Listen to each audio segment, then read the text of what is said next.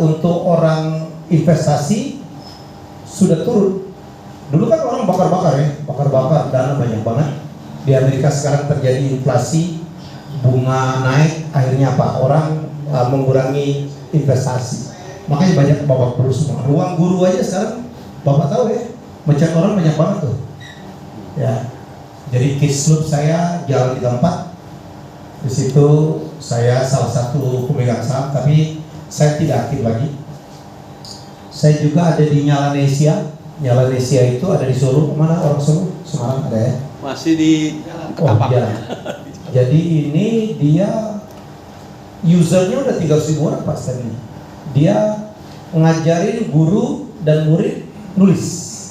Karena kita tahu untuk menaikkan KUM istilahnya atau apa namanya KUM itu adalah harus menulis buku. Jadi Bapak Ibu, edutech bagi saya bukan sesuatu yang asing. Karena saya dan Oya istri saya ya berinung. Ya nanti kamu digodain orang saya nggak tahu. Jadi jangan digoda-godain lagi ya. Kami punya jiwa pendidik lah. Beliau backgroundnya terakhir itu adalah Dirut atau CEO dari MNC Life. Sebelumnya beliau adalah orang sales. Ya biasanya director of sales. Director of sales itu harus banyak motivasi orang. Ya dia motivasi agen supaya jualan tiap minggu mungkin ngoceh ya man. Dipanggil, dimotivasi, diajak jalan, dibeli oleh-oleh, kadang-kadang diajak nyanyi sama ibu supaya dimotivasi. I learn a lot from her. Ya, saya itu ya menyimpang dikit pada saat beliau pindah. Beliau ini 10 tahun di Danamon, 10 tahun sebelumnya di waktu 10 tahun di Danamon, saya diundang ya oleh Bu Febri, ya.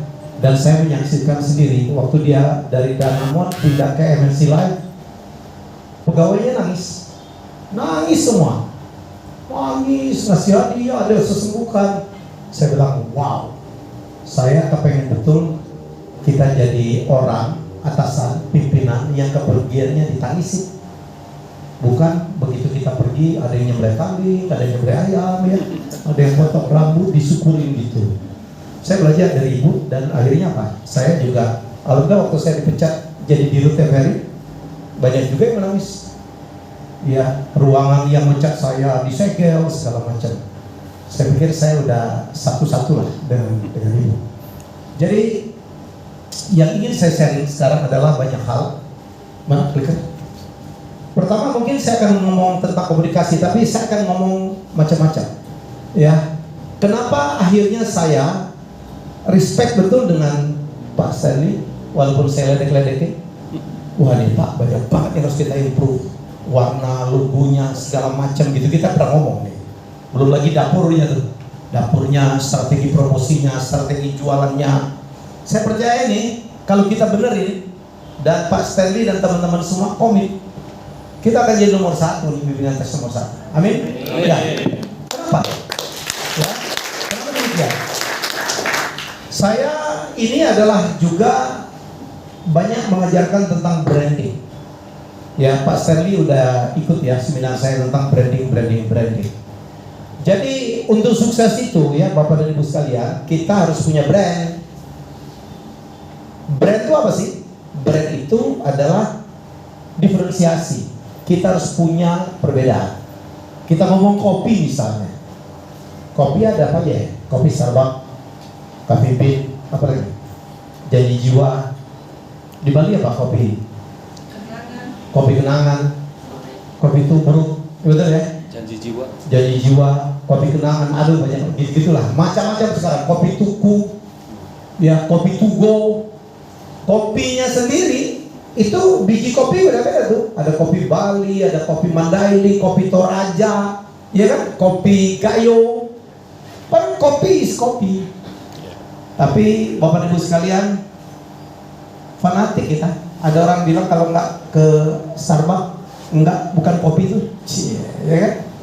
Ada kalau saya harus kopi bean, nggak enak. Kalau saya mendingan jadi jiwa lokal ya. Atau kalau saya kopi tubruk, Bapak Ibu sekalian, saya nggak mau kopi sachet. Ya apalagi pernah lihat iklan gitu yang dibakar, terbakar gitu, udah gitu. Kita bicara tentang kopi nih, yang originnya asalnya adalah biji kopi, betul? Ya, kenapa kok ada fanatisme seperti itu? Kenapa? Karena ada perbedaan satu sama lain. Itulah yang disebut dengan diferensiasi. Ya, kalau Starbucks tuh keren, betul? Starbucks itu bayangkan ya, ini adalah orang Seattle tiba-tiba membuat kedai kopi. Dulu Starbucks itu enggak kedai kopi, dulu cuma jualan biji kopi. Sampai datang satu orang namanya George Schultz, dia melamar dan dia diminta jadi CEO, ya, dan kemudian dia traveling ke Italia. Dan di Italia itu orang ternyata minum kopi itu menjadi tradisi, ya kan?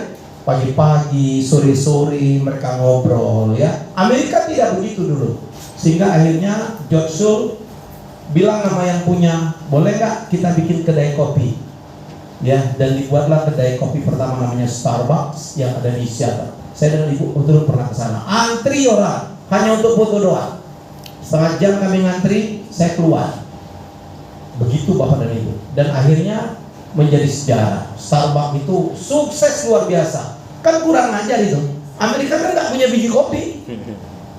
Petani kopi kita tetap segitu aja, mau naik haji aja susah.